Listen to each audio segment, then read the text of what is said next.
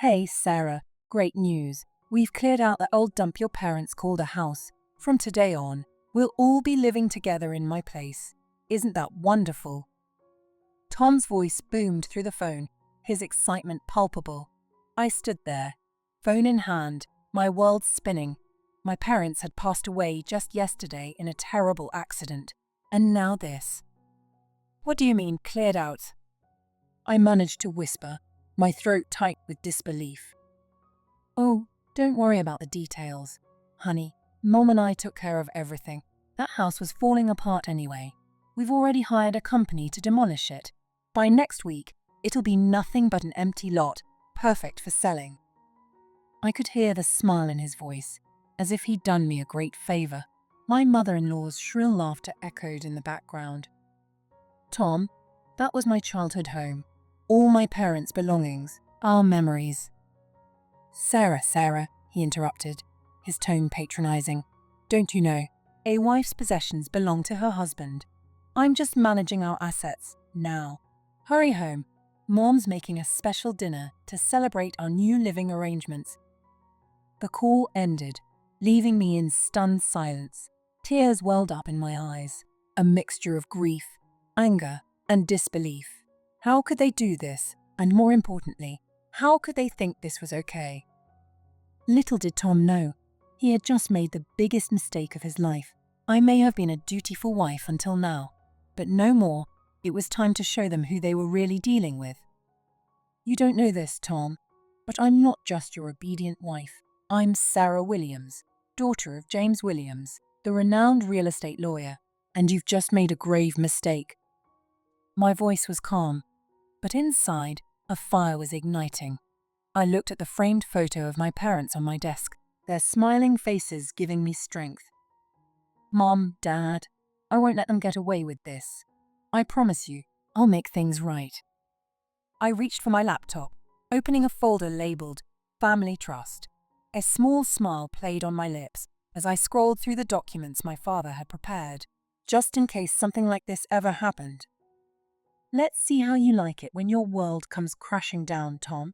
You and your mother thought you could take everything from me. Well, I'm about to show you what it means to lose everything you hold dear. I picked up my phone, my fingers hovering over a contact my father's old law firm partner. It's time to put all those lessons in property law to good use. Dad, Tom and his mother won't know what hit them. Sarah Williams, 34 years old, had always been the picture of a dutiful wife, soft-spoken and accommodating. She had spent the last 7 years of her marriage to Tom Harrison quietly supporting his career ambitions while working as a part-time librarian. Her gentle demeanor and seeming lack of assertiveness often led others, especially her husband and mother-in-law, to underestimate her. What they didn't know was that Sarah came from a family of successful lawyers. Her father, James Williams, had been a prominent real estate attorney, and her mother, Elizabeth, a respected family court judge. Growing up, Sarah had absorbed countless dinner table conversations about property law, trusts, and the intricacies of the legal system. Despite her parents' hopes that she would follow in their footsteps, Sarah had chosen a quieter life, finding joy in literature and the simple pleasures of maintaining a home. She had kept her background a secret from Tom and his family, believing that love should be based on who she was, not her family's status or wealth. Sarah's parents had always respected her choices, but they had also prepared for any eventuality. Unbeknownst to Tom, they had set up a complex trust to protect their assets and ensure Sarah's future security, regardless of her marital status. Now, in the wake of her parents' sudden passing and her husband's betrayal, Sarah found herself at a crossroads. The knowledge and resources she had tucked away were about to become her most powerful weapons. As she sat in her home office, surrounded by cherished books and memories of her parents, Sarah made a decision. It was time to shed the facade of the meek librarian and embrace the sharp, strategic mind she had inherited from her parents. With a steely resolve in her eyes, Sarah began to formulate a plan. Tom and his mother had no idea that their actions had awakened a force they couldn't have imagined. A woman armed with knowledge, resources, and an unwavering determination to reclaim what was rightfully hers. Sarah arrived at the Harrison family home, her heart heavy, but her resolve strengthened. As she stepped through the front door, the smell of her mother-in-law's notorious pot roast filled the air. The sound of laughter echoed from the dining room, a stark contrast to the grief and anger swirling inside her. There she is, the woman of the hour. Tom's booming voice carried through the house as he appeared in the hallway, a wide grin on his face. He approached Sarah, arms outstretched as if expecting praise for his actions. "Tom, we need to talk about." Now, honey. Let's not ruin the celebration. Come on, Mom's been cooking all day." He ushered her into the dining room, where her mother-in-law, Evelyn Harrison, sat at the head of the table, a self-satisfied smile plastered on her face.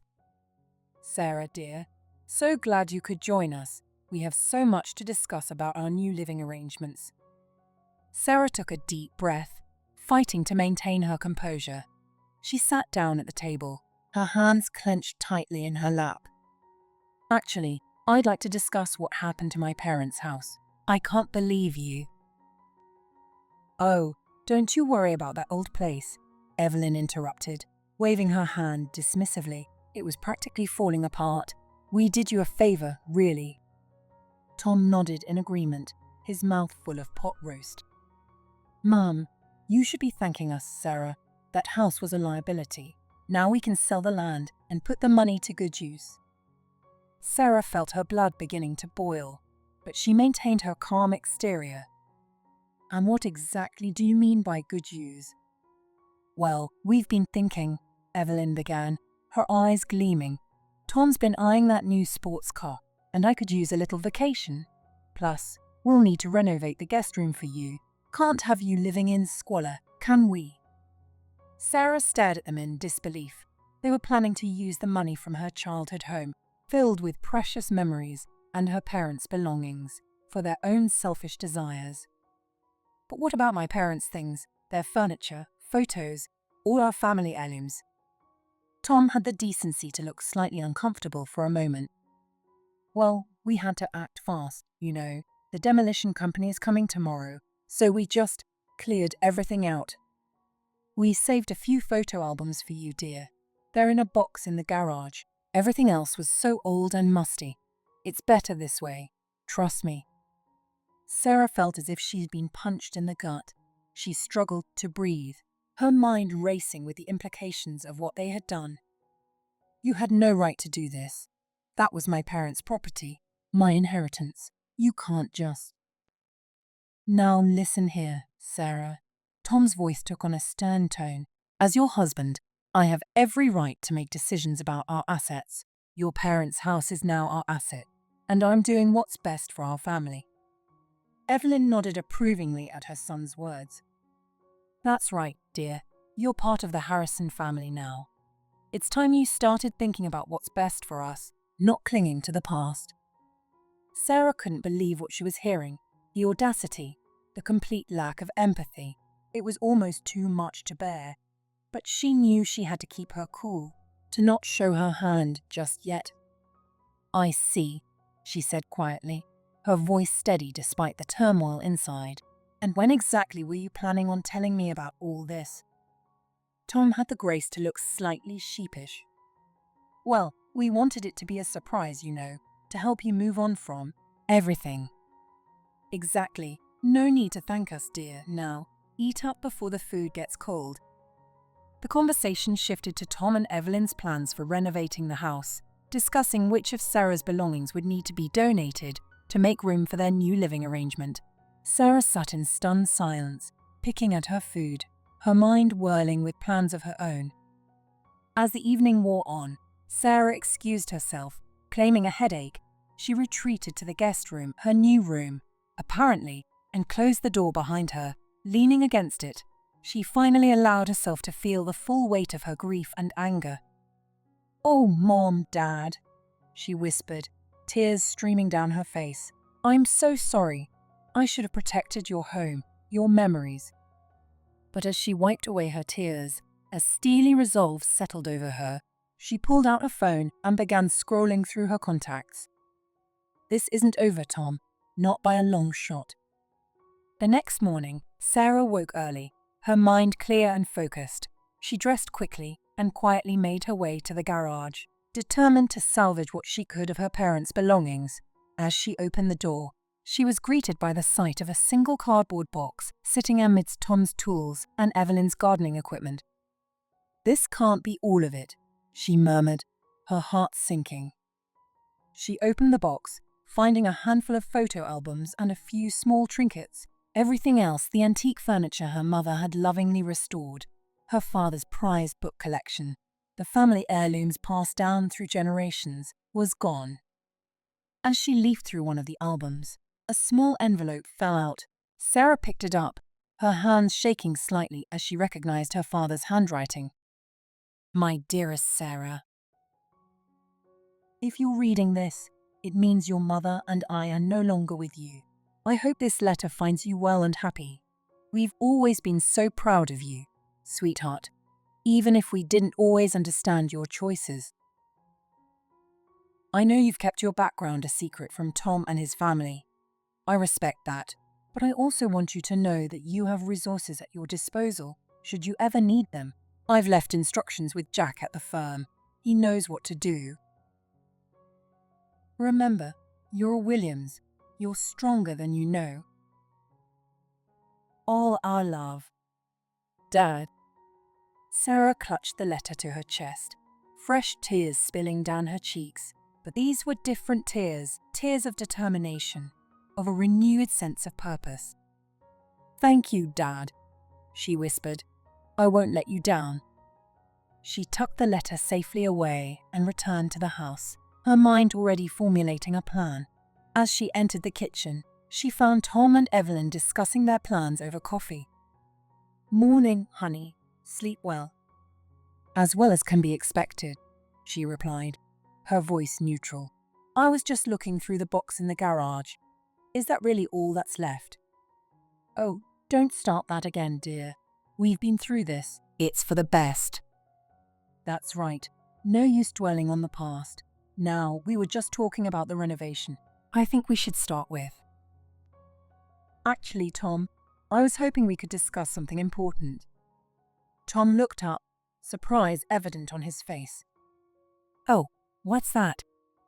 "I think we should visit a lawyer today to discuss the sale of my parents' property and other matters." Tom and Evelyn exchanged a quick glance.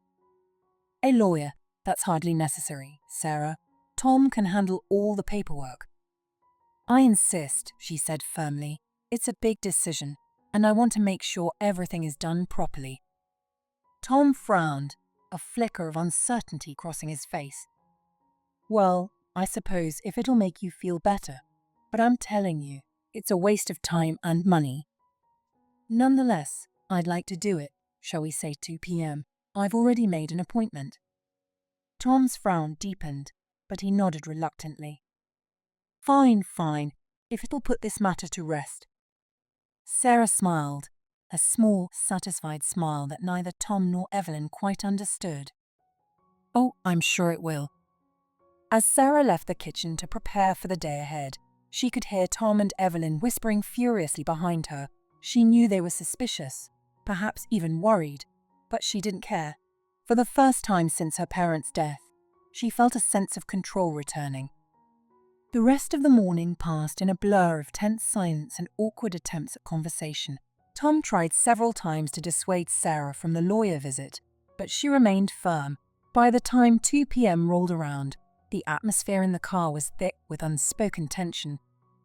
They arrived at a nondescript office building in the heart of the city. Sarah led the way, her steps purposeful and confident. As they entered the office, a familiar face greeted them. "Sarah, it's been too long." Sarah embraced the older man warmly. "Jack, thank you for seeing us on such short notice."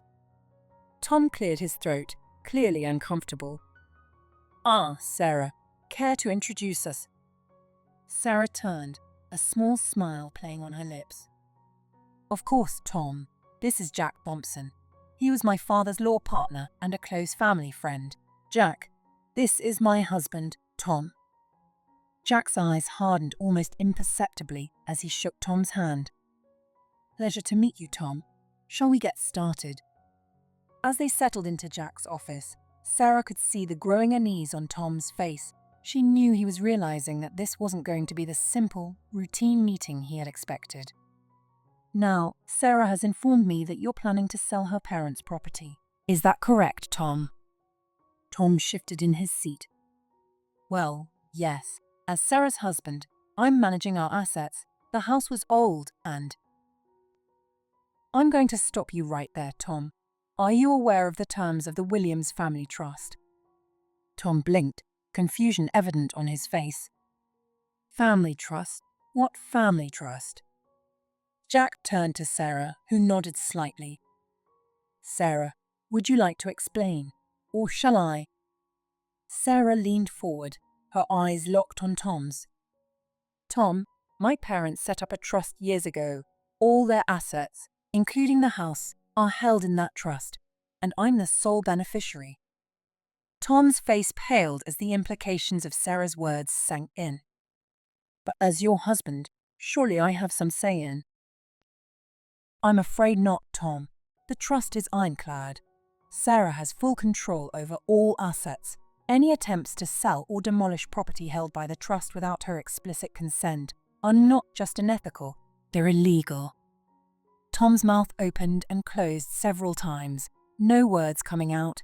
Sarah watched as the reality of the situation dawned on him, a mix of shock, anger, and fear playing across his features.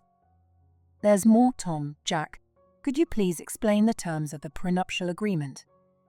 Tom's head snapped up, his eyes wide with disbelief. Prenup?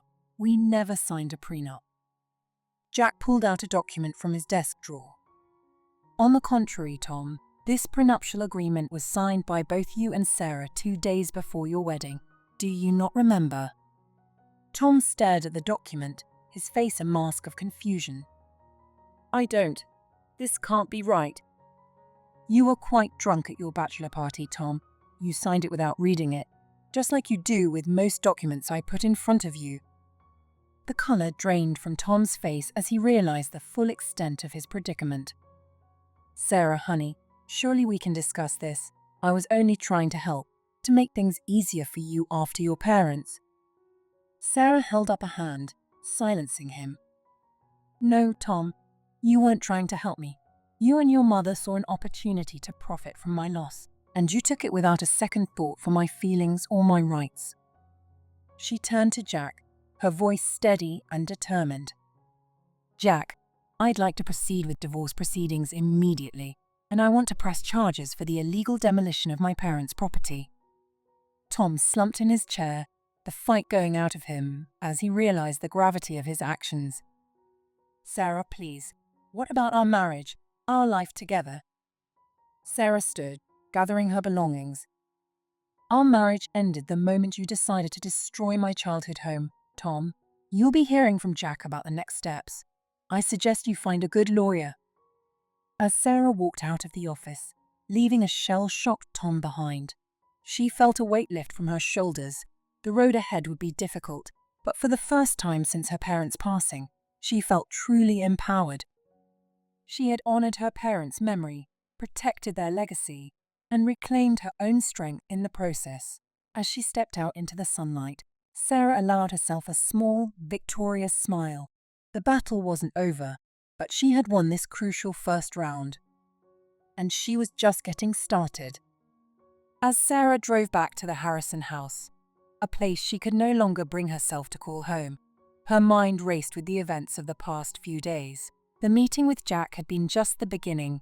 Now, she needed to face Evelyn and deal with the aftermath of her confrontation with Tom. Pulling into the driveway, Sarah took a deep breath, steeling herself for the inevitable confrontation. She hadn't even stepped out of the car when the front door flew open, revealing a furious Evelyn. You ungrateful little witch, how dare you? Sarah calmly exited the car, her face a mask of composure. Hello, Evelyn. I take it Tom called you. Evelyn stormed down the driveway, her face red with rage. Don't you hello me?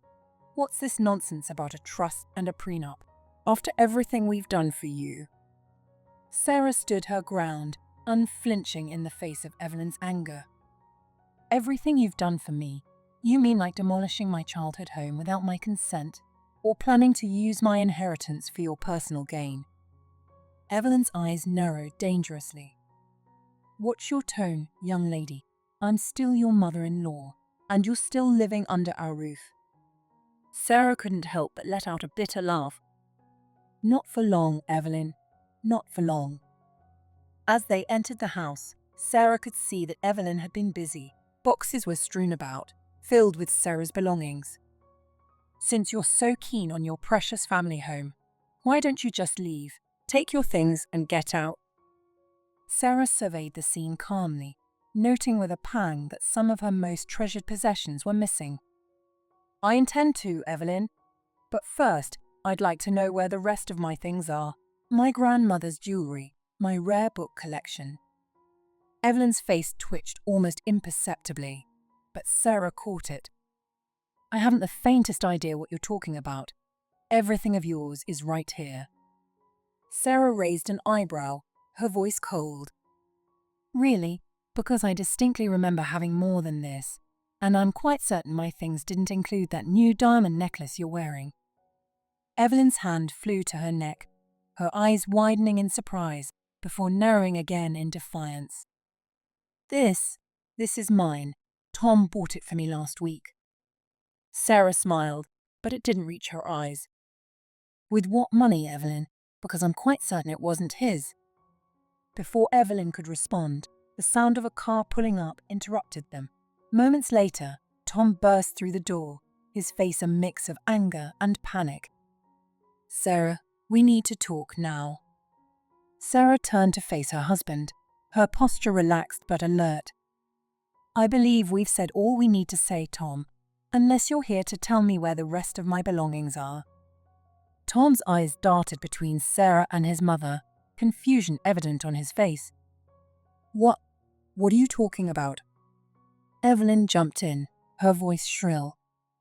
She's making ridiculous accusations, Tommy, claiming we've stolen her things. Sarah remained calm, her voice steady. Not accusations, Evelyn, facts, and I have proof. She pulled out her phone, showing them a series of photos. These are pictures I took of all my valuable possessions last year for insurance purposes, items that are conspicuously absent from these boxes. Tom's face paled as he scrolled through the photos. Mom, what's going on? Evelyn's composure cracked slightly, her voice rising in pitch. Nothing's going on. She's trying to manipulate you. Can't you see? Sarah took back her phone, her eyes never leaving Evelyn's face. I'm not the manipulator here, Evelyn. Now, I'll ask one more time. Where are my things? The tension in the room was palpable. Tom looked between his mother and his wife, clearly torn and confused. Evelyn's face was a mask of defiance, but Sarah could see the cracks beginning to form. I don't have to stand here and listen to these accusations in my own home. Tom, do something. Tom ran a hand through his hair, frustration evident in his voice. Sarah, please, can't we just talk about this?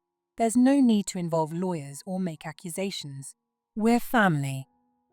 Sarah's eyes flashed with anger for the first time since entering the house. Family? Is that what you call this, Tom? Family doesn't destroy each other's precious memories. Family doesn't steal from one another. And family certainly doesn't try to profit from a tragedy. She turned back to Evelyn, her voice ice cold. I want my things back, Evelyn, all of them, and I want them now. Evelyn's facade finally crumbled, her voice rising to a shriek. Fine, take your precious trinkets, they're in my closet, but don't think this changes anything. You're still nothing but a gold digger who trapped my son. Sarah ignored the insult, brushing past Evelyn to head upstairs. As she entered Evelyn's room, she was hit by a wave of disgust. There, laid out on the bed, were her missing possessions, her grandmother's antique jewelry box, her rare first editions, even the watch her father had given her for her college graduation. With shaking hands, Sarah began to gather her belongings, She could hear Tom and Evelyn arguing downstairs, their voices rising in volume and intensity. "How could you do this, Mom? Do you have any idea how much trouble we're in?" "I was protecting our family, Tommy. That girl was going to take everything from us." "She wasn't taking anything. It was her parents' property." As Sarah descended the stairs, arms full of her recovered possessions, the arguing ceased. Tom and Evelyn turned to look at her, both wearing expressions of guilt and defiance respectively. "I'll be taking these with me, and don't worry, I'll be sure to mention this little incident to my lawyer." Tom stepped forward, his voice pleading. "Sarah, please, we can work this out. I'll make it up to you. I promise." Sarah looked at him, really looked at him, for what felt like the first time. She saw not the man she had married, but a weak-willed individual who had allowed his mother to manipulate him for years. "No, Tom, we can't work this out, what you and your mother have done. It's unforgivable." She turned to Evelyn, her voice firm. "I'll be back for the rest of my things tomorrow, and if anything else is missing, I won't hesitate to press charges for theft." With that, Sarah walked out of the house, her head held high. As she loaded her recovered possessions into her car, she could feel Tom and Evelyn watching her from the window, but she didn't look back. She had a new life to build, and she was done letting them hold her back. As Sarah drove away from the Harrison house, a mix of emotions swirled within her: anger at the betrayal, grief for her lost parents, and a growing sense of liberation. She pulled over at a nearby park, needing a moment to collect her thoughts. Sitting on a bench overlooking a small pond, Sarah finally allowed herself to cry. She cried for her parents, for the home she had lost, and for the years she had spent trying to please Tom and Evelyn. But as the tears subsided, a new feeling emerged: determination. "This ends now," she whispered to herself, wiping away the last of her tears. She pulled out her phone and dialed a familiar number. "Jack, it's Sarah. I need your help with something else."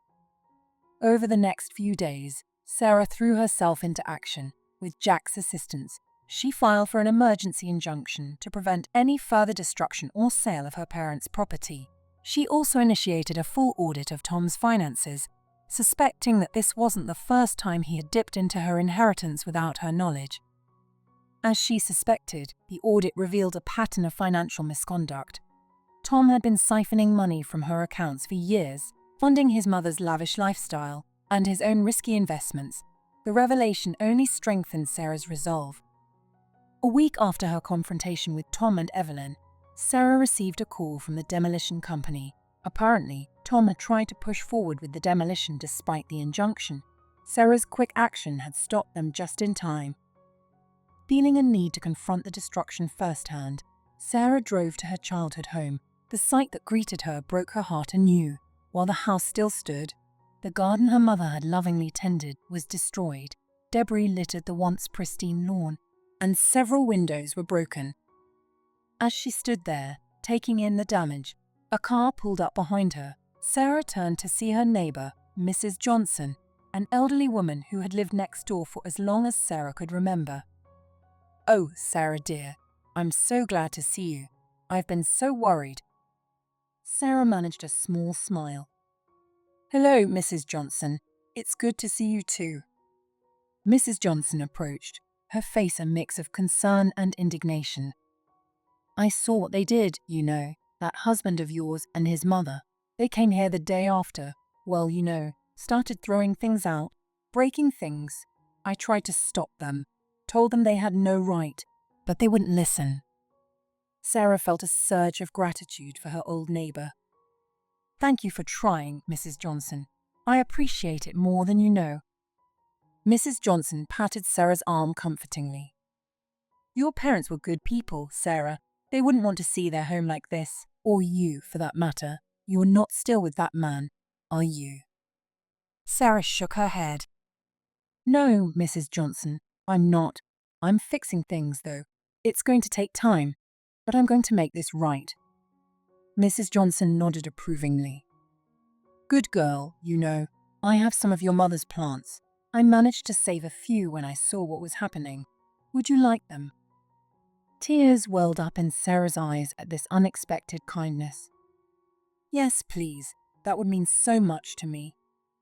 As Mrs. Johnson went to retrieve the plants, Sarah's phone rang. It was Jack. "Sarah, I have some news. The judge has granted our request for a temporary restraining order against Tom and Evelyn. They can't come near your parents' property or contact you directly." Sarah let out a breath she didn't realize she'd been holding. "Thank you, Jack. That's a relief." "There's more. We've uncovered evidence of significant financial fraud. Tom wasn't just using your inheritance. He was embezzling from his company as well. The police want to question him." Sarah closed her eyes, feeling a mix of vindication and sadness. "I see. Keep me updated, Jack, and thank you for everything." As she hung up, Mrs. Johnson returned with a box of small potted plants. "Here you are, dear. Your mother's prized roses and some of her herbs. They need a bit of love, but I'm sure you can bring them back to life." Sarah took the box, cradling it as if it were the most precious thing in the world. "Thank you, Mrs. Johnson. This means more to me than you can imagine." As Sarah prepared to leave, she took one last look at her childhood home. Despite the damage, she could still see the potential, the memories that lived within its walls. She made a silent promise to herself and to her parents' memory. "I'll restore you, no matter how long it takes. I'll bring you back to life." With renewed determination, Sarah drove back to her temporary apartment. She had a long road ahead, but for the first time in years, she felt truly empowered. Tom and Evelyn had tried to take everything from her, but in doing so, they had only revealed her true strength. As she settled the box of plants on her balcony, Sarah allowed herself a small smile. These plants, like her, were survivors, and together they would thrive. The following weeks were a whirlwind of legal proceedings, emotional upheavals, and unexpected revelations for Sarah. As she worked tirelessly with Jack to build her case against Tom and Evelyn, she found herself uncovering layers of deceit that ran deeper than she could have ever imagined. One particularly grueling day, Sarah sat in Jack's office, poring over financial documents. The more they dug, the worse the picture became. "Sarah, I'm afraid I have some more disturbing news." Sarah looked up from the papers, bracing herself. "What is it, Jack?" "We've discovered that Tom hasn't just been embezzling from his company. He's been running a Ponzi scheme, using your inheritance as seed money." Sarah felt the blood drain from her face. "A Ponzi scheme? But how? Why?" Jack sighed heavily, pushing a folder across the desk to her. "It seems he's been promising investors impossibly high returns, using money from new investors to pay off the old ones. Your parents' money was used to kickstart the whole operation." Sarah's hands shook as she opened the folder, her eyes scanning the damning evidence within. "All those times he said he was investing my inheritance. This is what he meant." Jack nodded gravely. "I'm afraid so, and there's more. Evelyn was in on it too. She's been acting as a recruiter, bringing in wealthy friends as investors." Sarah leaned back in her chair, feeling as if the wind had been knocked out of her. The betrayal cut deep, far deeper than she had anticipated. "How many people have they defrauded, Jack?" Jack's expression was grim. "Dozens at least, maybe more. We're still uncovering the full extent of it." Sarah stood up abruptly, needing to move, to do something to process this information. "We have to stop them. We have to make this right." Jack nodded, his eyes filled with determination. "We will, Sarah, but you need to be prepared. This is going to get ugly." As if on cue, Sarah's phone buzzed with a text message. It was from an unknown number, but she immediately recognized the writing style. "Sarah, it's Tom. We need to talk. Meet me at our old spot in the park. Please, it's important." Sarah showed the message to Jack, who frowned deeply. "You're not thinking of going, are you? It could be dangerous." Sarah considered for a moment, then nodded firmly. "I have to. This might be our chance to get him to confess. Jack looked skeptical, but knew better than to argue. At least let me call in a favor with a detective friend of mine. He can keep an eye on you from a distance. Sarah agreed, and an hour later, she found herself walking through the familiar paths of the park where she and Tom had spent so many happy afternoons in the early days of their relationship. The memory of those times now felt tainted, poisoned by the knowledge of Tom's true nature. She spotted him sitting on their usual bench, looking haggard and unkempt. As she approached, Tom looked up, his eyes bloodshot and desperate. "Sarah, thank God you came. I need your help." Sarah sat down, maintaining a careful distance between them. "I'm listening, Tom, but choose your words carefully." Tom ran his hands through his disheveled hair, his voice shaking. "It's all falling apart, Sarah. The investors are getting suspicious. They're demanding their money back, and I don't have it." Sarah felt a mix of pity and disgust wash over her. "And whose fault is that, Tom? You stole that money. You lied to all those people." Tom's eyes flashed with a hint of the old arrogance. "I was building something. If you had just let me handle things, it would have all worked out." Sarah shook her head in disbelief. "You're delusional, Tom. It was never going to work out. It was fraud from the beginning." Tom's demeanor suddenly shifted, his voice taking on a wheedling tone. "But you can help me fix this, Sarah. You're smart. You have connections. If we work together, we can make this right." Sarah stood up, unable to bear his presence any longer. "Make this right. The only way to make this right is to turn yourself in. Tom, return what's left of the money and face the consequences of your actions." Tom's face contorted with anger. "Turn myself in? Are you insane? Do you have any idea what they'll do to me in prison?" Sarah's voice was cold as she replied, "Maybe you should have thought of that before you decided to become a criminal." As she turned to walk away, Tom grabbed her arm, his grip painfully tight. "You can't leave me like this, Sarah. I'm your husband." Sarah wrenched her arm free, her voice shaking with fury. "You stopped being my husband the moment you betrayed me, Tom. Now, for the last time, let me go." As if on cue, 2 police officers appeared on the path, summoned by Jack's detective friend who had been watching from a distance. "Is everything all right here, Mom?" Sarah stepped back from Tom, her voice steady. "No, officer, it's not. This man has been harassing me, and I have reason to believe he's involved in a large-scale financial fraud." Tom's face drained of color as he realized the trap he had walked into. "Sarah, please, don't do this." But Sarah had already made up her mind. She watched silently as the officers handcuffed Tom and led him away, reading him his rights as they disappeared down the path. Sarah felt a strange mix of relief and sadness wash over her. Her phone buzzed again. Another message, this time from Evelyn. "You think you've won, you little bitch. This isn't over. I'll destroy you for what you've done to my son." Sarah screenshot the message and forwarded it to Jack. It was clear that while one battle might be over, the war was far from won. The next few days were a blur of police interviews, legal consultations, and media frenzy. The news of Tom's arrest and the uncovering of the Ponzi scheme had made headlines, and Sarah found herself thrust into an unwelcome spotlight. She was in the middle of a meeting with Jack and the prosecutor assigned to Tom's case when her phone rang. It was Mrs. Johnson. "I'm sorry, I have to take this. Hello, Mrs. Johnson. Is everything okay?" Mrs. Johnson's voice was frantic on the other end of the line.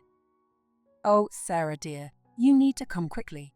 It's your parents' house. That woman is here, and she's gone mad." Sarah's heart raced as she grabbed her keys, quickly explaining the situation to Jack and the prosecutor. "I'm on my way, Mrs. Johnson. Don't confront her. I'm calling the police right now." As Sarah sped towards her childhood home, she could see smoke rising in the distance. Her heart sank as she realized what was happening. She arrived to find fire trucks already on the scene, working to extinguish the blaze that was consuming her parents' house. And there, In the middle of the chaos stood Evelyn, a manic grin on her face as she watched the flames. "If I can't have it, no one can," she screeched as she saw Sarah approach. "You've ruined everything." Sarah watched in horror as firefighters battled the blaze, the house that held so many precious memories. The home she had promised to restore was being consumed before her eyes. As the police arrived and took Evelyn into custody, Sarah could only stand and watch. Tears streaming down her face, Mrs. Johnson appeared at her side, wrapping a comforting arm around her. "Oh, my dear girl, I'm so sorry. I tried to stop her, but she was like a woman possessed." Sarah leaned into the older woman's embrace, her voice barely a whisper. "It's not your fault, Mrs. Johnson. You did everything you could." As the fire was finally brought under control, Sarah approached one of the firefighters. "How bad is it?" The firefighter's face was grim as he removed his helmet. "I'm sorry, Mom. The structure is pretty much a total loss. The fire spread too quickly." Sarah nodded numbly, her eyes fixed on the smouldering ruins of her childhood home. Everything she had left of her parents, every tangible memory, was gone. As she stood there, surrounded by the acrid smell of smoke and the flashing lights of emergency vehicles, Sarah felt a strange calm settle over her. She had lost so much, but she was still standing. Tom and Evelyn had tried their best to break her, but they had failed. Sarah turned to Jack, who had arrived at the scene shortly after her. "I want to press every possible charge against Evelyn: arson, destruction of property, harassment, everything." Jack nodded, his face set with determination.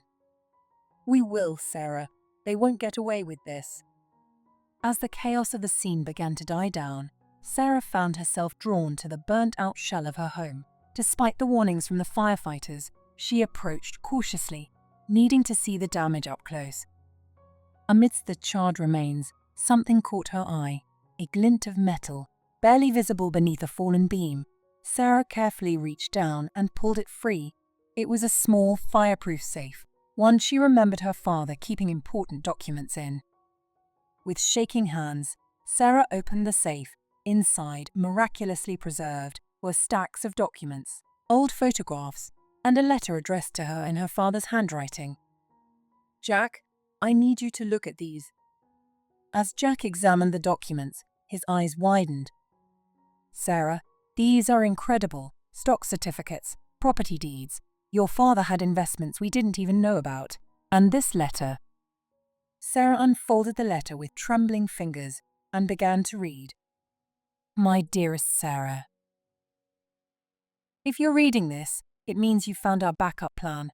Your mother, and I always knew that there might come a day when you'd need more than just the house and the trust. These documents represent our true legacy to you, investments and properties that no one else knows about. We've watched you grow into a strong, compassionate woman, and we couldn't be prouder. Whatever challenges you're facing now, remember that you have the strength to overcome them. You are a Williams, and Williams women don't break. All our love, Dad." Tears streamed down Sarah's face as she clutched the letter to her chest. Even in death, her parents were looking out for her, providing her with the means to truly start over. Sarah looked up at the burnt ruins of her childhood home, a new determination blazing in her eyes. This isn't over. This is just the beginning. In the days that followed, Sarah threw herself into unraveling the full extent of her newly discovered inheritance. With Jack's help, she began to piece together a financial empire that her parents had built in secret over the years. Meanwhile, the legal proceedings against Tom and Evelyn moved forward at a rapid pace. The evidence against them was overwhelming, and with Sarah's testimony, the prosecutor was confident in securing a conviction. One afternoon, as Sarah sat in Jack's office reviewing the latest developments in the case, she received an unexpected visitor. It was Robert, Tom's younger brother, whom she had always gotten along with, but hadn't seen much of in recent years. "Sarah, I hope I'm not interrupting." Sarah stood, surprised but not unwelcoming. "Robert, what are you doing here?" Robert shifted uncomfortably, clearly struggling with what he wanted to say. I wanted to apologize for everything my family has put you through. I had no idea how bad it had gotten. Sarah gestured for him to sit, her expression softening slightly. It's not your fault, Robert. You're not responsible for your brother's actions. Robert shook his head, his face a mask of shame. Maybe not directly, but I suspected something wasn't right. The way Tom and Mom were suddenly living so lavishly. I should have said something. Sarah leaned forward, her voice gentle but firm.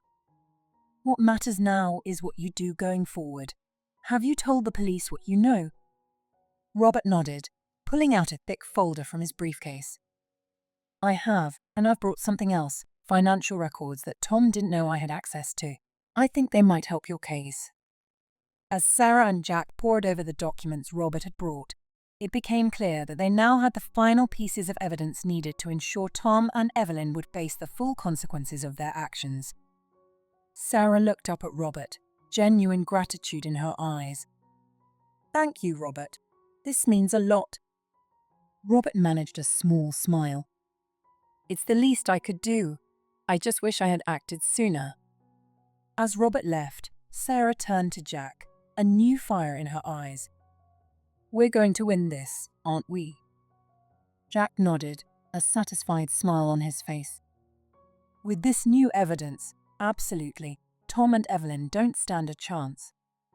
Sarah sat back in her chair, letting out a long breath. For the first time in months, she felt a genuine sense of hope. The road ahead was still long, but she could see the light at the end of the tunnel. As she left Jack's office that evening, Sarah decided to take a detour. She drove to the site of her parents' house, now nothing more than a cleared lot. But instead of the despair she had felt before, Sarah now saw possibility. Standing there in the fading light, Sarah made a decision. She pulled out her phone and dialed a number. Hello, is this Greenfield Architects? I'd like to schedule a consultation. I have a rebuilding project I'd like to discuss. As she hung up, Sarah looked out over the empty lot, a smile playing on her lips. Tom and Evelyn had tried to destroy everything she held dear, but in doing so, they had only given her the opportunity to build something even better. Mum, Dad, I hope you're watching. This is for you. With a renewed sense of purpose, Sarah turned back to her car. She had a new home to plan, a financial empire to manage, and a future to build, and this time, she would do it on her own terms. The saga of Tom and Evelyn's betrayal was coming to an end, but Sarah's story, it was just beginning. As the trial date for Tom and Evelyn approached, Sarah found herself in a whirlwind of preparations. The evidence against them was overwhelming, but Sarah knew that this battle would be fought not just in the courtroom, but in the court of public opinion as well.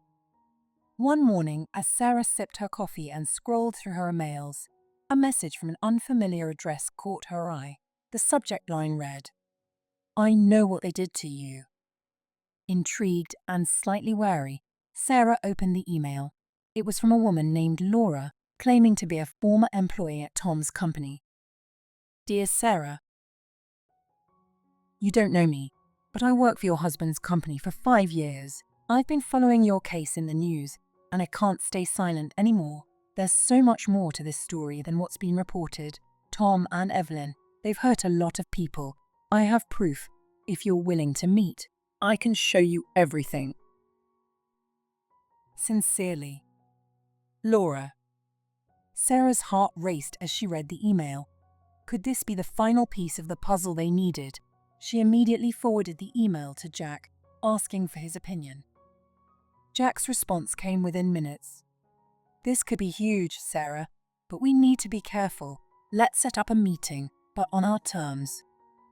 With Jack's guidance, Sarah arranged to meet Laura at a quiet cafe, with Jack and a private investigator discreetly positioned nearby.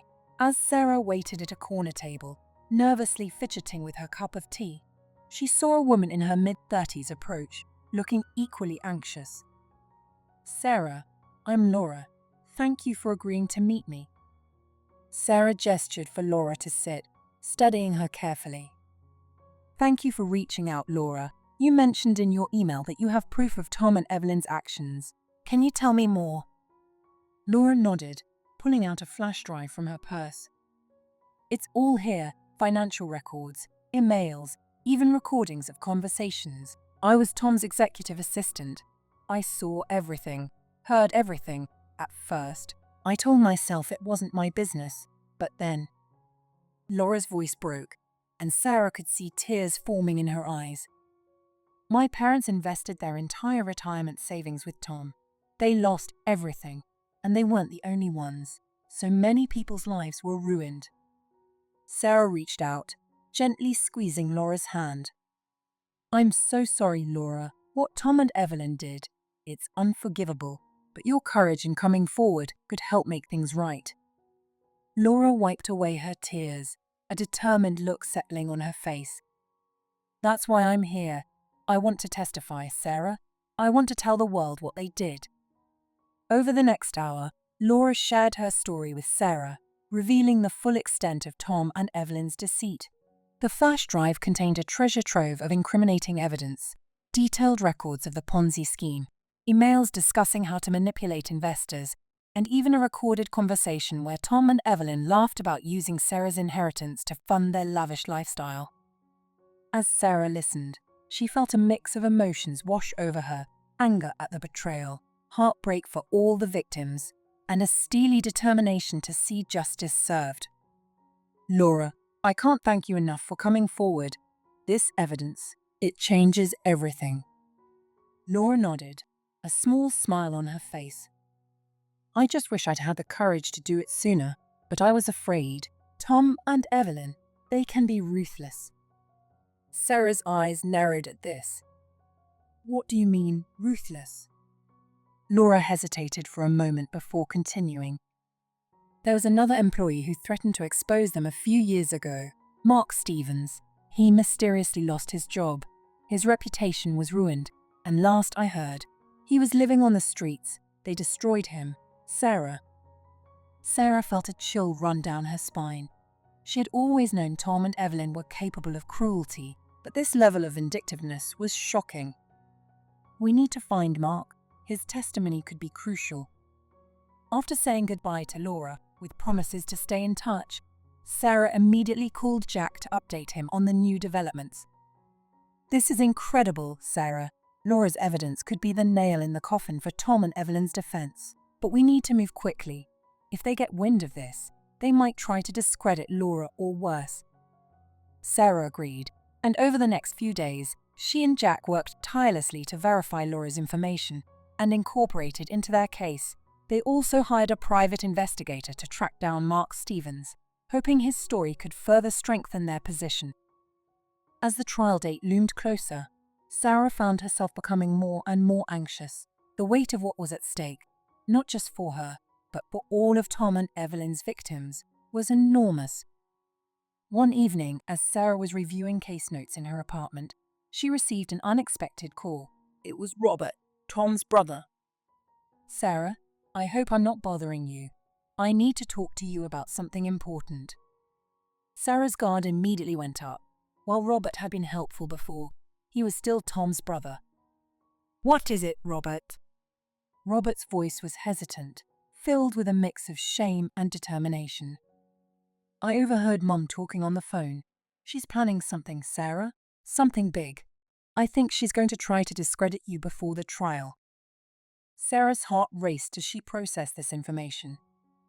What exactly did you hear, Robert? She was talking about some kind of scandal. Said she had proof that would ruin you.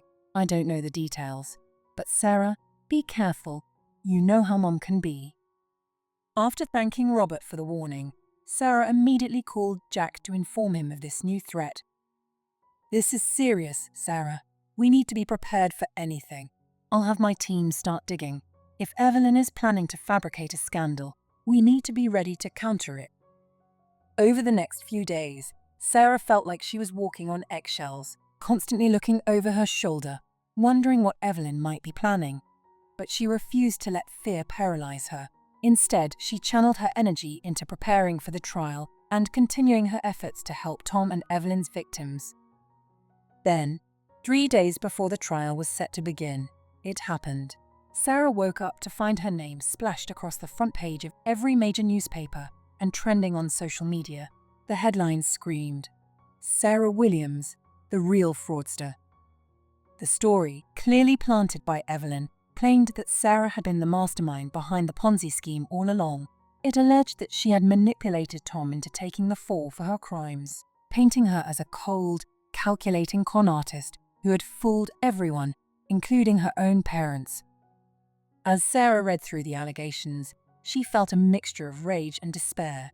Evelyn had dug deep, twisting every aspect of Sarah's life into something sinister. Her charity work was portrayed as a front for money laundering. Her quiet demeanor was described as the perfect cover for a master manipulator. But what hurt the most was the inclusion of her parents in this web of lies.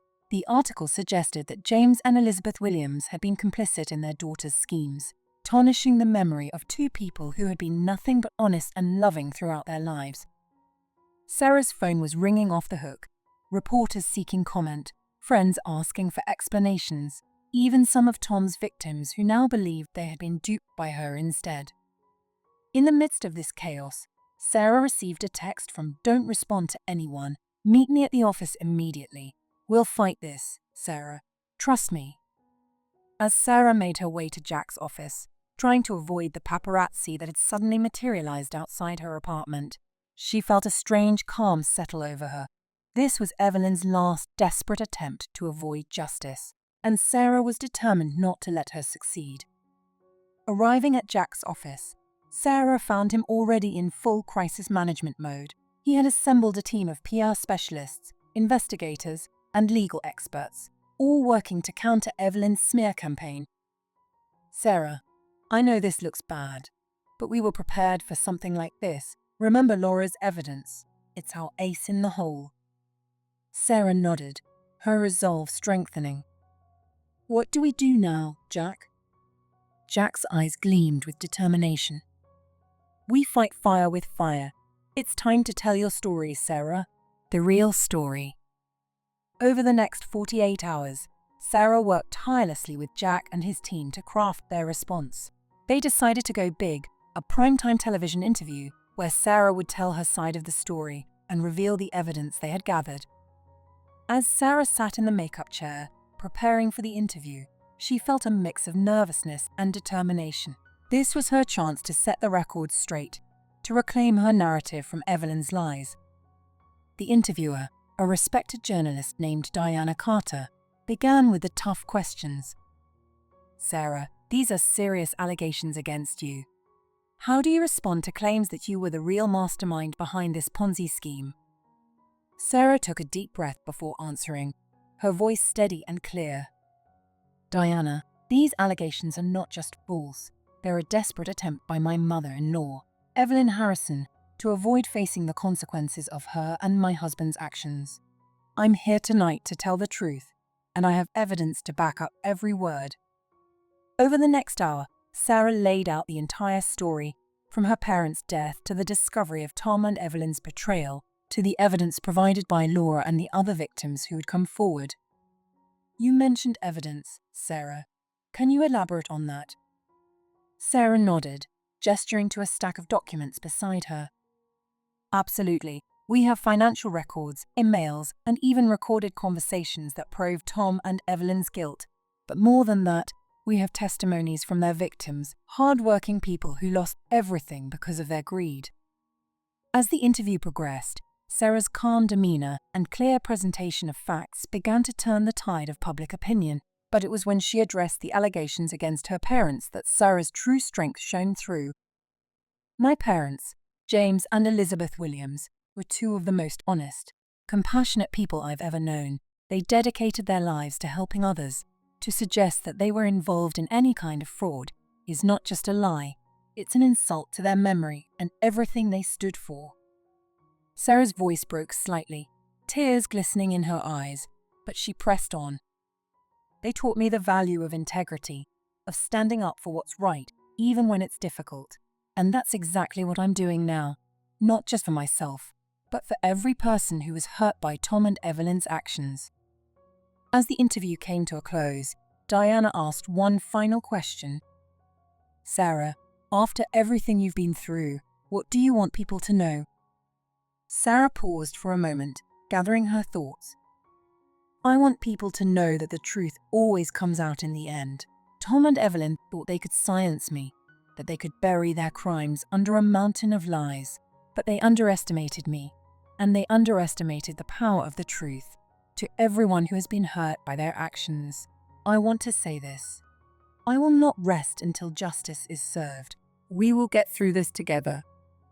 As the camera stopped rolling, Sarah felt a weight lift from her shoulders. She had faced Evelyn's lies head-on and emerged stronger for it. The response to the interview was immediate and overwhelming. Social media exploded with messages of support for Sarah. News outlets began digging deeper into Evelyn's claims, quickly discovering the holes in her story. But perhaps the most significant development came the next morning when Sarah received a call from Jack. "Sarah, you're not going to believe this. Mark Stevens has come forward. He saw your interview and decided it was time to tell his story. And he's not alone. We've been flooded with calls from other former employees and investors who want to testify." Sarah felt a surge of hope as she realized the tide had truly turned. Evelyn's attempt to discredit her had backfired spectacularly, bringing even more evidence to light. As the day of the trial finally arrived, Sarah stood outside the courthouse, surrounded by a sea of supporters. Victims of Tom and Evelyn's fraud stood shoulder to shoulder with Sarah's friends and colleagues, all united in their quest for justice. Sarah caught sight of Tom and Evelyn being led into the courthouse, both looking pale and defeated. Evelyn's eyes met Sarah's for a brief moment, and Sarah saw something she had never seen in her mother-in-law's gaze before: fear. As Sarah prepared to enter the courthouse, she felt a tap on her shoulder. She turned to find Laura standing there, a nervous smile on her face. "I just wanted to say thank you, Sarah, for giving us all the courage to come forward. You've given us our voices back." Sarah embraced Laura, feeling a surge of gratitude for this woman who had risked so much to do the right thing. "No, Laura, thank you. We're in this together." With her head held high, Sarah walked into the courthouse, ready to face whatever challenges lay ahead. She knew the road to justice might still be long and difficult, but for the first time in months, she felt truly unbreakable. As she took her seat in the courtroom, Sarah caught sight of a familiar face in the gallery. It was Mrs. Johnson, her old neighbor, clutching a small potted plant, one of Sarah's mother's roses that she had saved. The sight filled Sarah with warmth, reminding her of everything she was fighting for. The trial began, and over the next few weeks, the full extent of Tom and Evelyn's crimes was laid bare for the world to see. Witness after witness came forward, each testimony more damning than the last. Laura's evidence proved to be the linchpin of the prosecution's case, providing irrefutable proof of Tom and Evelyn's guilt. But it was Sarah's testimony that truly captivated the courtroom. As she took the stand, she spoke not just of the financial crimes, but of the emotional toll of the betrayal, the loss of her childhood home, and the strength she found in fighting back. Tom and Evelyn didn't just steal money, they stole trust, hope, and dreams. But in doing so, they awakened a strength in their victims that they never anticipated. We stand here today, not as broken individuals, but as a united front against fraud and deceit. As Sarah stepped down from the witness stand, she could feel the energy in the courtroom shift. The jury's eyes were filled with a mix of sympathy for the victims and barely contained anger towards Tom and Evelyn. The defense's attempts to discredit Sarah and the other witnesses fell flat. Tom and Evelyn's lawyers seemed to shrink with each passing day, their arguments becoming weaker and more desperate. Finally, after weeks of testimony, it was time for the closing arguments. The prosecutor, a formidable woman named Alexandra Reeves, delivered a powerful summary of the case. "Ladies and gentlemen of the jury, what we have seen over these past weeks is not just a case of financial fraud. It is a story of betrayal, of the abuse of trust, and of the extraordinary resilience of the human spirit. Tom and Evelyn Harrison didn't just steal money, they stole dreams, hopes, and futures. but thanks to the courage of Sarah Williams and the many victims who came forward, we have the chance to right these wrongs. I ask you now to deliver the justice that these people so rightly deserve." As the jury filed out to begin their deliberations, Sarah felt a strange mix of exhaustion and exhilaration. Regardless of the outcome, she knew she had done everything in her power to see justice served. The wait for the verdict was agonizing.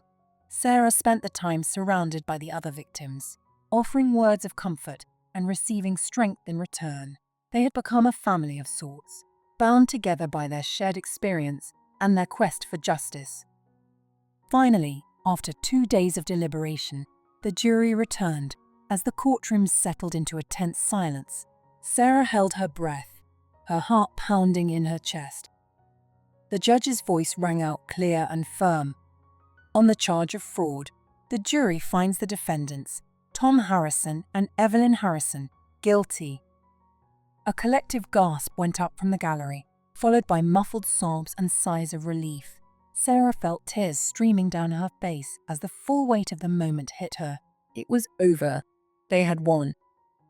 As Tom and Evelyn were led away in handcuffs, Evelyn turned to glare at Sarah one last time.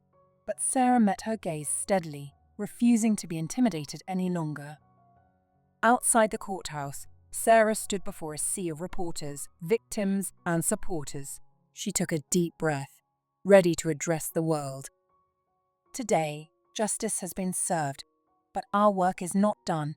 To every victim of fraud out there, I want you to know that your voice matters, your story matters, and together we can build a world where trust is sacred and justice prevails. As the crowd erupted in cheers, Sarah felt a profound sense of closure. The long nightmare was finally over, and a new chapter of her life was about to begin. In the days that followed, Sarah threw herself into the work of helping Tom.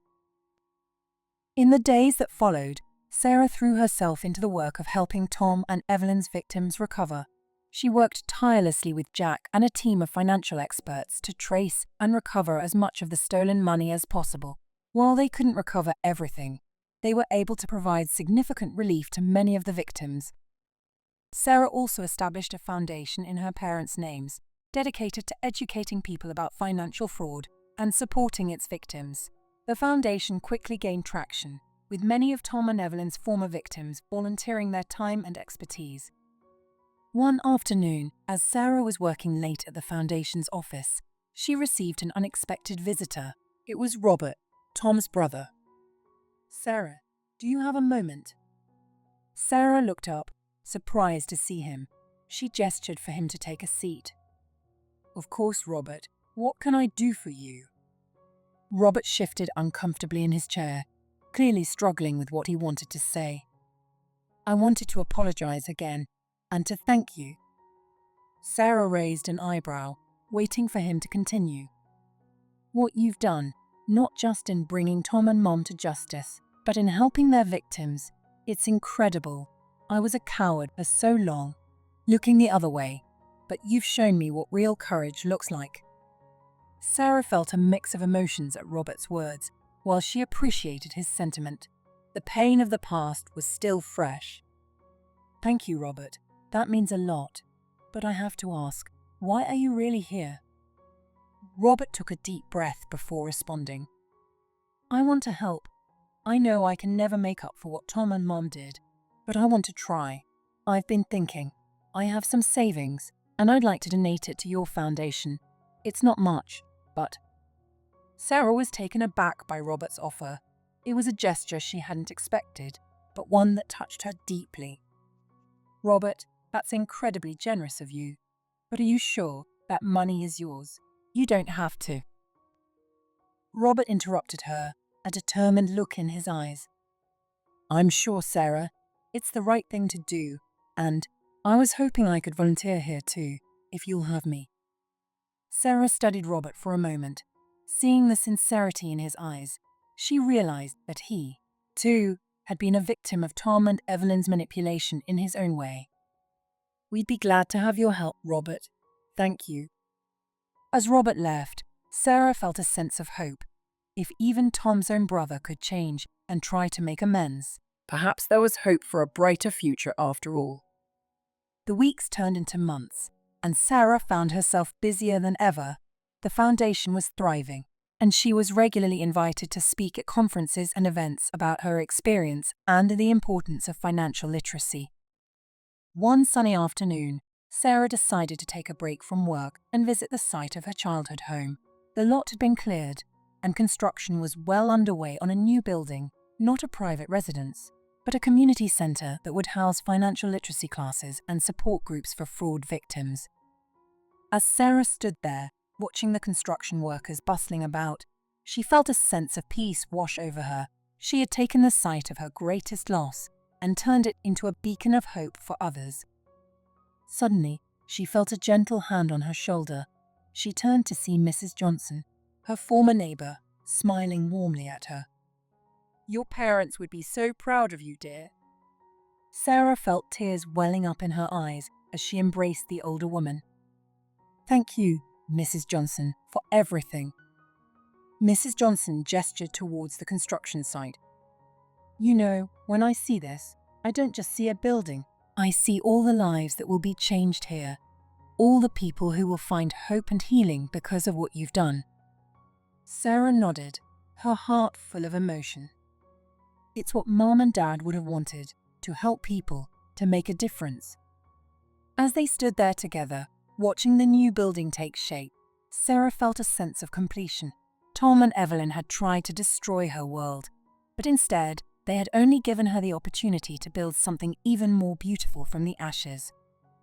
Later that evening, as Sarah was preparing to leave her office, she received a call from Jack. "Sarah, I've got some news. The appeals court just rejected Tom and Evelyn's last attempt to overturn their convictions. It's really over now." Sarah let out a breath she didn't realize she'd been holding. "Thank you, Jack, for everything. I couldn't have done this without you." Jack chuckled on the other end of the line.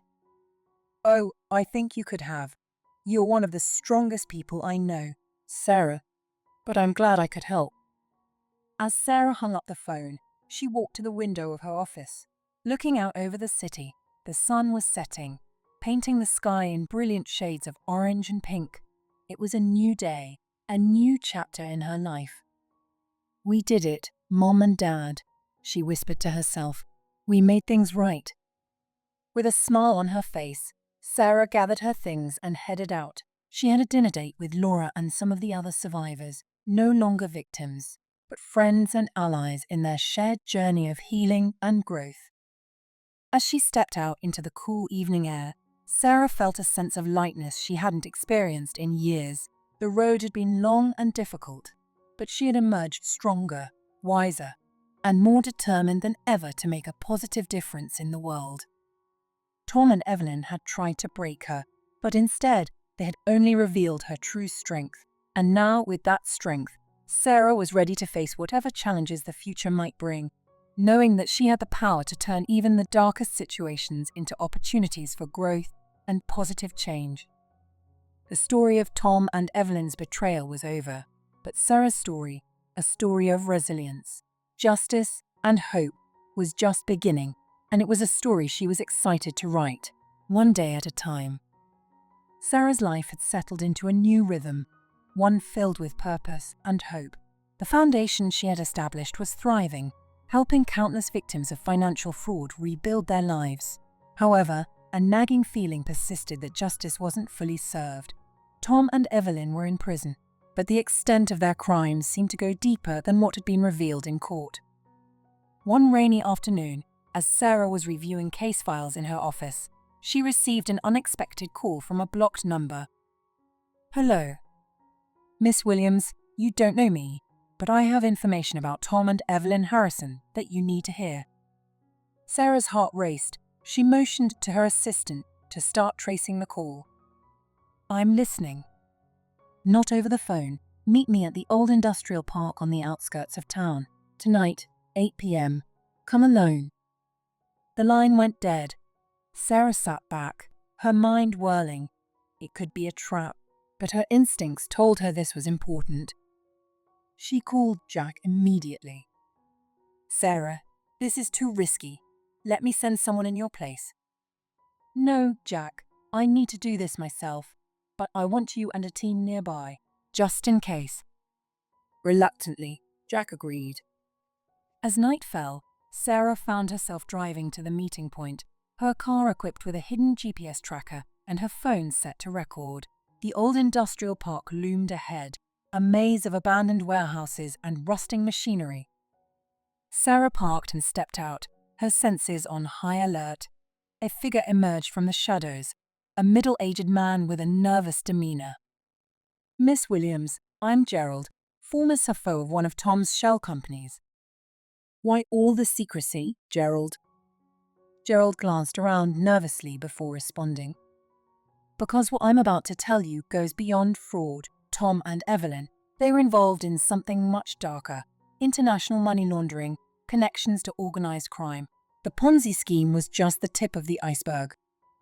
Sarah's blood ran cold as Gerald detailed the extent of Tom and Evelyn's criminal network. It stretched across continents, involving politicians, judges, and even law enforcement officials. I've compiled everything: records, transactions, names. It's all on this drive. He handed Sarah a small USB drive. But be careful, these people are dangerous. Suddenly, a shot rang out. Gerald crumpled to the ground, blood blossoming on his chest. Sarah dove for cover behind a rusted container, her heart pounding. From her hiding spot, she saw a figure in black approaching Gerald's body. Gun in hand, with a start, she recognized the shooter. It was Robert, Tom's brother. Robert's voice rang out, cold and calculating. Come out, wherever you are, Sarah. Did you really think we'd let you unravel everything we've built? Sarah's mind raced. Robert's apparent change of heart, his offer to help the foundation. It had all been a ruse to keep tabs on her investigation. Jack, if you can hear me, I need backup now. Robert's here. He's armed, and Gerald is down. She could hear sirens in the distance, but they seemed too far away. Sarah knew she needed to act. Taking a deep breath, she called out to Robert. It's over, Robert. The authorities are on their way, and I have everything Gerald gave me. You can't win this. Robert's laughter echoed through the empty lot. Oh, Sarah, always so naive. Do you really think the authorities can touch us? We own half the police force in this state. As Robert talked, Sarah carefully maneuvered around the containers, trying to get a better position. Maybe so, Robert, but can you own the entire internet? What are you talking about? Everything Gerald told me. Everything on this drive. It's being uploaded to secure servers as we speak. In about 5 minutes, it'll be released to every major news outlet and law enforcement agency in the country. Your entire network is about to be exposed. It was a bluff, but Sarah hoped it would be enough to throw Robert off balance. You're lying. Am I? Are you willing to take that chance, Robert? How do you think your criminal friends will react when they think you've sold them out? She could see doubt creeping into Robert's eyes. The sirens were getting louder. Suddenly, Robert made a dash for his car. Sarah seized the opportunity. She sprinted from her hiding place, tackling Robert just as he reached for the door handle. They struggled, Robert's gun skittering across the pavement. It's over, Robert. Face it like a man for once in your life. As they grappled, Sarah managed to pin Robert down, using a self-defense move she had learned in the months following her ordeal with Tom and Evelyn. Moments later, the area was flooded with police cars and FBI agents. Jack rushed to Sarah's side as officers handcuffed Robert. Sarah, are you all right? Sarah nodded, breathing heavily. I'm fine, but Gerald, he didn't make it. Jack squeezed her shoulder comfortingly. You did good, Sarah. Really good. This is going to blow the whole case wide open. In the days that followed, the full extent of Tom and Evelyn's criminal empire was revealed. The USB drive Gerald had given his life for contained a treasure trove of incriminating information. High-ranking officials were arrested, corrupt judges were exposed, and the entire network began to crumble. Sarah testified again, this time before a congressional committee. laying bare the intricate web of corruption and deceit that Tom and Evelyn had woven. As she stood before the committee, cameras flashing and the world watching, Sarah felt a sense of finality. Ladies and gentlemen, what we've uncovered here goes beyond simple fraud. This is a story of systemic corruption, of powerful people exploiting the vulnerable for their own gain. But it's also a story of resilience, of ordinary people standing up and saying, "Enough is enough. Today, we have the opportunity to not just punish the guilty, but to reform the very systems that allowed this to happen." Her words resonated across the nation, sparking a movement for financial reform and increased protections for investors. In a final, poetic twist of justice, the court ordered that all of Tom and Evelyn's remaining assets, including their lavish mansion, be liquidated and the proceeds used to compensate their victims. Sarah stood outside the Harrison mansion on the day of the public auction, watching as people filed in to bid on the pieces of Tom and Evelyn's once opulent life. A reporter approached her, microphone in hand. "Miss Williams, how does it feel to see your former in-law's empire crumbling like this?" Sarah took a moment before responding, her eyes fixed on the house that had once represented everything she despised. "It feels like justice, but more than that, it feels like a new beginning. For every item sold here today, a victim gets a piece of their life back. That's what really matters."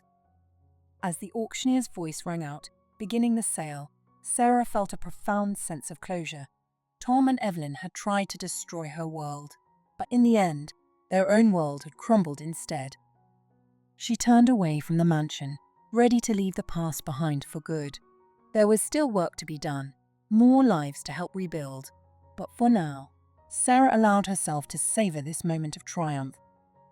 The Harrisons' reign of deceit was over, and from its ashes, a movement for change had risen. Sarah smiled to herself. It wasn't just revenge, it was revolution. Sarah's victory over Tom, Evelyn, and their criminal network had made her a national figure. Her foundation was thriving, and she had become a leading voice in financial reform. However, Sarah knew that true justice wasn't just about punishing the guilty. It was about helping the victims rebuild their lives. One morning, as Sarah was preparing for a board meeting, her assistant rushed in with breaking news. Sarah took a deep breath as she stood before the newly completed community center, built on the site of her childhood home. The building gleamed in the morning sunlight, a beacon of hope for those who had been victimized by financial fraud. "Mom, Dad, I hope you're watching. This is for you." As she cut the ribbon, cheers erupted from the crowd. Victims turned survivors, volunteers and supporters all celebrated this moment of triumph. Among them, Sarah spotted Mrs. Johnson, beaming with pride. Inside, Sarah walked through the bustling halls. Financial literacy classes were in session, support groups shared stories of recovery, and legal aid clinics offered free advice. In one room, she paused to watch Robert, Tom's brother, leading a session on recognizing and avoiding investment scams. Robert caught her eye and nodded, a silent acknowledgement of how far they'd both come. His testimony had been crucial in dismantling the last of Tom and Evelyn's criminal network, and now he dedicated his life to preventing others from falling victim to similar schemes. As Sarah reached her office, she found an envelope on her desk. Inside was a letter from the prison warden. "Miss Williams, I thought you should know, Tom and Evelyn Harrison have requested a meeting with you. The decision, of course, is entirely yours." Sarah stood by the window, contemplating. After a moment, she picked up her phone. "Hello, Warden. This is Sarah Williams. Regarding that meeting, I'll be there." 2 days later, Sarah sat across from Tom and Evelyn in the prison visitation room. They looked older, defeated. Evelyn could meet Sarah's eyes, while Tom's once confident demeanor had crumbled. "Sarah, we're sorry for everything." Evelyn nodded silently, tears in her eyes. Sarah studied them for a long moment before speaking. "I didn't come here for your apology. I came to tell you this. Despite everything you've done, you failed. You tried to destroy me, but instead, you made me stronger. You hurt countless people, but now those same people are rebuilding their lives, helping others, creating a community based on trust and support. She stood, her voice firm but not unkind. I forgive you, not for your sake, but for mine. I'm moving forward, and I hope that somehow you find a way to make amends for what you've done. As Sarah walked out of the prison, she felt a weight lift from her shoulders. The chapter of her life dominated by Tom and Evelyn's betrayal was finally, truly over. Returning to the community centre, Sarah was greeted by Laura, now the centre's deputy director. How did it go? Sarah smiled, a genuine, peaceful smile. It went exactly as it needed to now. Tell me about our new financial literacy program for schools.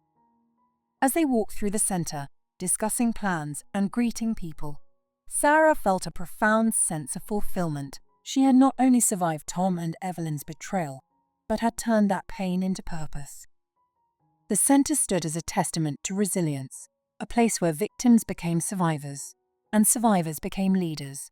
And Sarah, once underestimated and betrayed, now stood at the forefront of a movement, helping others reclaim their lives and their futures.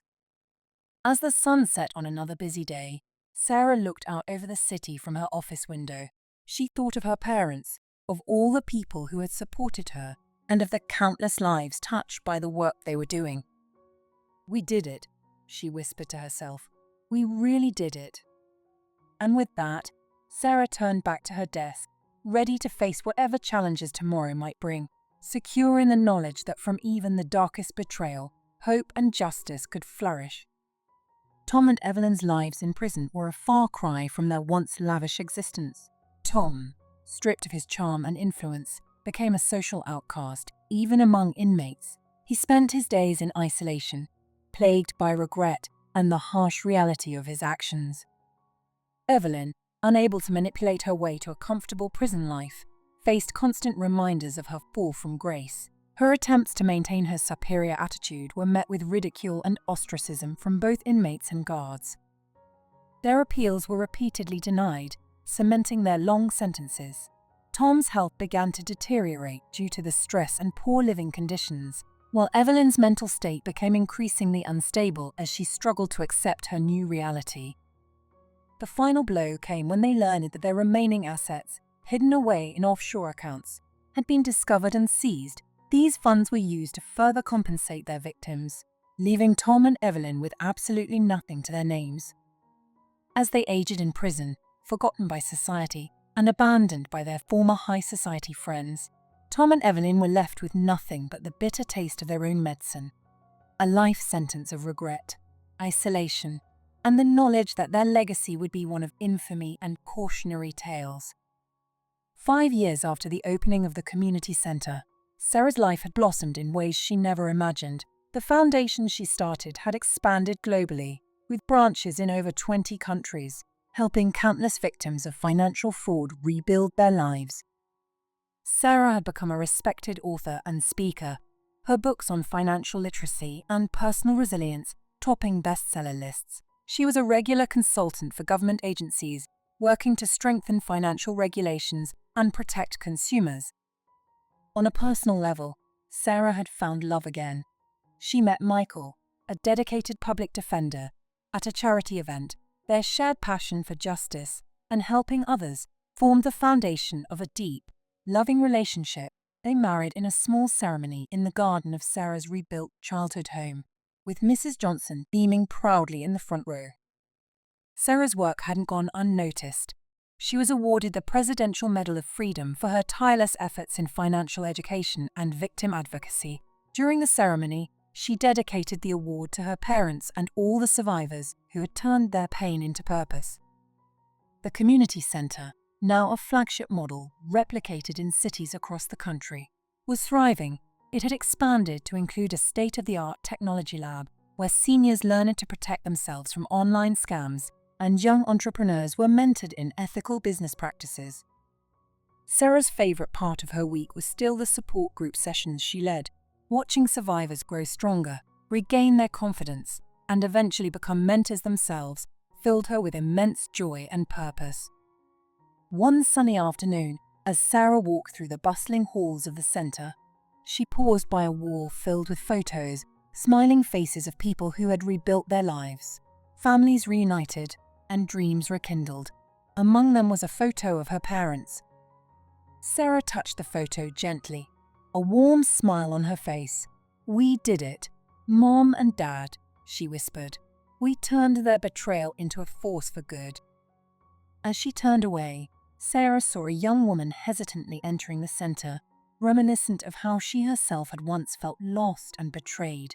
With a welcoming smile, Sarah approached her. "Hello there, I'm Sarah. Can I help you find your way?" The woman looked up, hope flickering in her eyes. "I heard this is where I could get help to start over." Sarah nodded warmly, gently guiding the woman towards the reception area. "You've come to the right place. Let's get started on your new beginning." As they walked, Sarah felt a profound sense of fulfillment. She had not only survived and thrived, but had created a legacy of hope and resilience that would continue to change lives for generations to come. In transforming her own pain into purpose, Sarah had found her true happiness helping others find theirs.